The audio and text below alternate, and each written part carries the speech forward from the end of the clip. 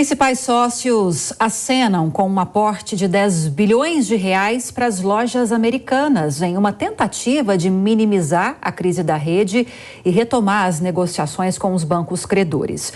E sobre esse cenário, vamos conversar agora com o economista Aurélio Valporto, que é presidente da Abradim, a Associação Brasileira de Investidores. Presidente, boa noite, bem-vindo ao Jornal Jovem Pan. Obrigado.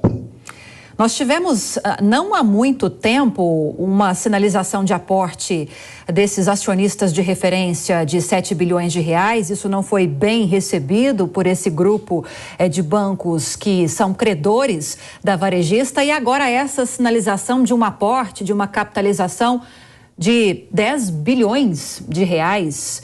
Já tem alguma sinalização positiva em relação a esses bancos? Será que vai dar para negociar alguma coisa com a elevação desse aporte? Com a proposta de 7 bilhões de reais não teve nem início de conversa. Os bancos se retiraram da mesa. Mas agora, com a proposta de 10 bilhões de reais, eles já sinalizam que podem iniciar uma conversação, o que é muito positivo.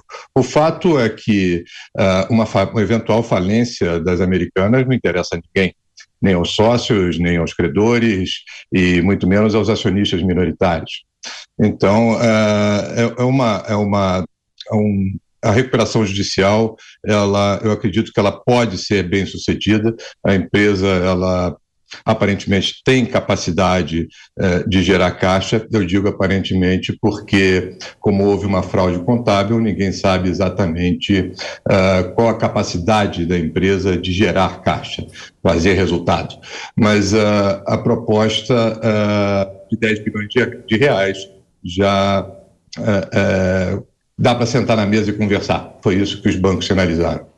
Presidente, peço licença rapidinho só para dar as boas-vindas à nossa audiência que estava acompanhando a Voz do Brasil na rede de rádios Jovem Pan e agora nos faz companhia aqui no Jornal Jovem Pan para acompanhar as principais notícias do dia. Eu estou conversando com o presidente da Abradim, a Associação Brasileira de Investidores, o economista Aurélio Valporto, em relação à situação da varejista Americanas, que segue nesse processo de recuperação judicial e agora com essa sinalização de um possível aporte de 10 bilhões de reais para iniciar um processo de negociação com os principais credores.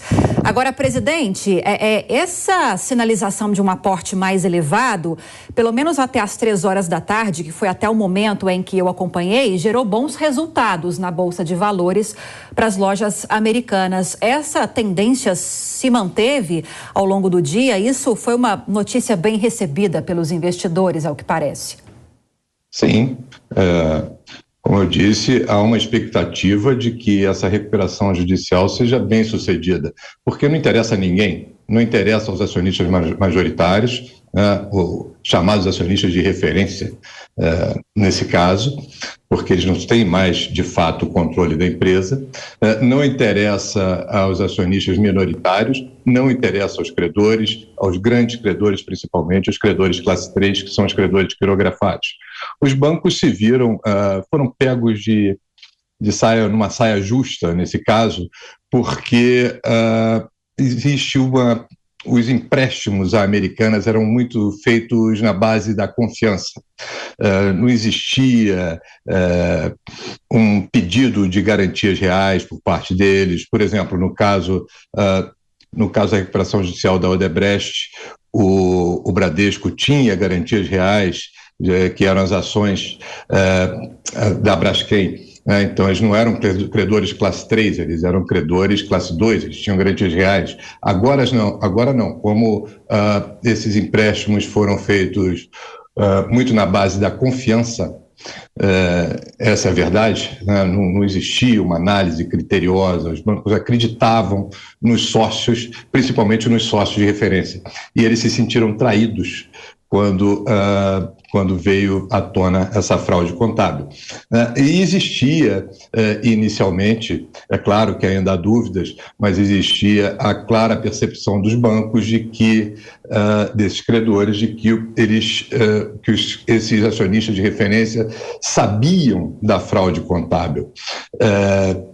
E por isso eles se sentiram muito traídos. Olha, estou te emprestando em confiança e vocês sabiam disso e aconteceu. Então houve uma resposta muito forte inicialmente dos bancos credores. Agora começa a haver outros esclarecimentos, surgiram documentos que mostraram que o comitê de auditoria foi enganado pela diretoria da empresa. E se o comitê de auditoria foi enganado pela auditoria da empresa, é bastante possível e provável que esses acionistas de referência, de fato, ignorassem o que estava acontecendo lá dentro.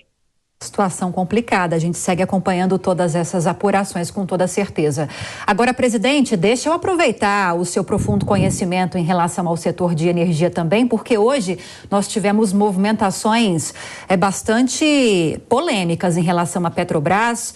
Tivemos uma entrevista, inclusive, coletiva do presidente Jean Paul Prates, o presidente Lula também criticando mais uma vez diante da divulgação do lucro recorde da Petrobras no ano passado, criticando a política de divisão de pagamento de dividendos da estatal aos investidores, aos acionistas. Como o senhor, presidente, está acompanhando todas essas movimentações? Teremos, ao que tudo indica, mudanças nesse governo, nesses próximos 4 anos na estatal, da política de preços praticada pela empresa e também nessa sistemática de pagamento de dividendos? Não é segredo para ninguém que eu sou um forte opositor da política de paridade internacional, da política de preços adotada pela Petrobras. Eu tenho vários artigos escritos, inclusive, abordando esse assunto. O que acontece é que a Petrobras ela é um oligopolista dominante de energia. Na verdade, a maior empresa de energia do Brasil. A maior empresa de energia elétrica da América Latina é a Eletrobras, mas a maior empresa de energia do Brasil é a Petrobras, porque a maior parte da energia consumida no Brasil, ela é oriunda dos derivados de petróleo. E quando você deixa um oligopolista dominante definir o próprio preço, na verdade, um suicídio econômico. Ele busca apenas o lucro. A empresa, aqueles que estão ali no controle, no comando da empresa, não têm culpa. O objetivo deles é lucrar e ponto final. Eles não têm responsabilidade social, eles não têm responsabilidade econômica. E com isso você acaba gerando esse tipo de problema. Você tem uma empresa que cobra preços absolutamente extorsivos, apesar de ser uma das empresas de maior produtividade do mundo nos seus poços de petróleo, o que implica em custos muito baixos de produção. Ela aplica as tarifas internacionais cobradas por um cartel internacional, pelo OPEP. E isso prejudica enormemente toda a economia nacional, toda a economia brasileira. Nós temos um custo de energia muito caro quando poderíamos ter um custo muito mais baixo. E, por outro lado, a Petrobras abandonou investimentos essenciais para o desenvolvimento econômico do país, como, por exemplo, os investimentos no refino de diesel e GLP. O Brasil já poderia ser autossuficiente no refino de diesel e GLP, infelizmente não é. Justamente porque a Petrobras abandonou esse tipo de investimento, porque não interessa para a sua lucratividade. O que interessa para ela é lucro. E o lucro é obtido de forma mais fácil, extraindo petróleo do pré-sal com baixíssimo custo e vendendo no mercado interno e externo a preços de OPEP. É necessário lembrar que, no passado, os investimentos feitos na Petrobras por toda a população brasileira, para que o Brasil se tornasse autossuficiente na produção de petróleo, foram justamente em consequência das crises do petróleo de 73 e 79, que geraram todos os problemas econômicos que quem viveu sabe e quem estudou um pouco de economia sabe que houve uma crise horrível durante os anos 80 e 90, uma crise de inflação super elevada, um crescimento econômico basicamente nulo, grande desemprego, e tudo isso causado basicamente pelos choques adversos de oferta do petróleo. A origem foi ali.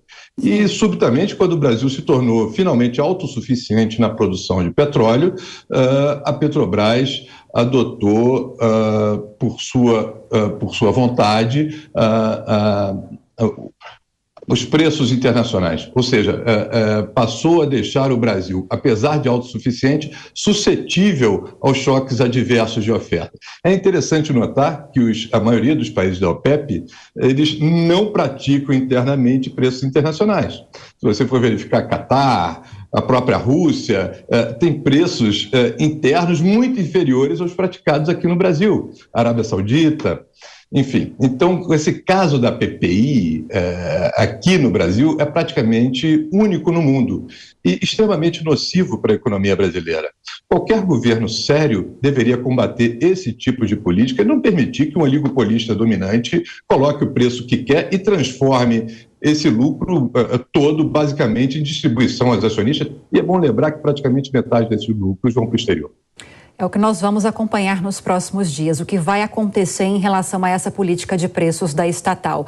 Queria agradecer a sua participação, presidente da Abradim, Associação Brasileira de Investidores, o economista Aurélio Valporto, que sempre nos ajuda nesses assuntos econômicos. Obrigada, presidente, pela participação mais uma vez. Eu que agradeço. Boa noite.